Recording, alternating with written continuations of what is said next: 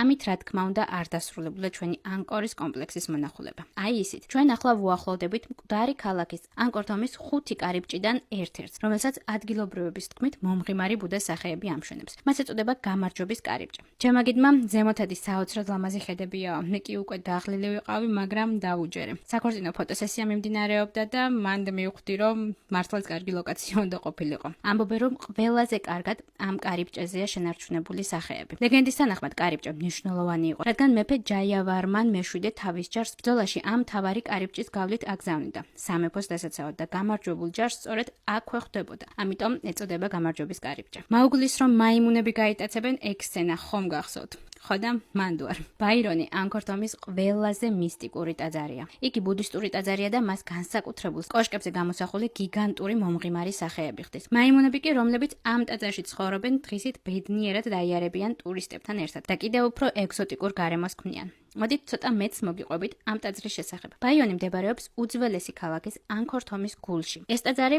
ჯაიავარმან მეშვიდის ბრძანებით არის დაარსებული, რომელიც პირველი მეფე იყო, რომელმაც დაარღვია ქმერული ტრადიცია და მიიღო ბუდიზმი. ტაძარიც ბუდისტურია. აქაურობა მაიმუნებითაა სავსე, რომლებიც ადამიანებს არც თუ ისე უფრთხიან და მათგან სასუსტნავებსაც დიდი სიამოვნებით იღებენ. ამ ადგილს გამორჩეულს ბაიონის წყნარი ქვის სახეები ხდის, გიგანტური ქვის სახეები გიღიმის ყველა მხრიდან. ეს ტაძარი ასევე შეიცავს კარგად შემონახულ ბარელიეფურ ჩუქურთმებს, რომლებიც ასახავს ისტორიის, მითოლოგიისა და ყოველდღიური ცხოვრების უჩვეულო სცენებს. მოკლედ, ანკორს თუ ეწვევით, ეს ტაძარი ტოპ 3 აუცილებლად მოსანახულებელ ტაძრებს შორისაა. ბოლოსკენ კი ტკბილ ლუკმად ანკორის მთავარი სანახაობა, ანკორ-ვატი შემოვინახე. მინდა გითხრათ, რომ ქალაქი ანკორი იყო სამეფო ცენტრი, საიდანაც ქმერების მეფეთა დინასტია მართავდა სამხრეთ-აღმოსავლეთ აზიის ისტორიაში ერთ-ერთ უდიდეს, ყველაზე აყვავებულ და ყველაზე დახვეწილ სამეფოს. მე-9 საუკუნის ბოლოდან მე-13 საუკუნის დასაწყისამდე მრავალი სამშენებლო პროექტი განხორციელდა, რომელთაგან ყველაზე გამორჩეული იყო ანკორ-ვატი. იგი აშენდა სურიავარმან მეორის მიერ. მშენებლობა დაახლოებით 3 ათეული წელი გაგრძელდა. უზარმაზარი ბუდისტური ტაძრის კომპლექსი 400 ჰექტარზე მეტ ფართობზეა გაშლილი. იგი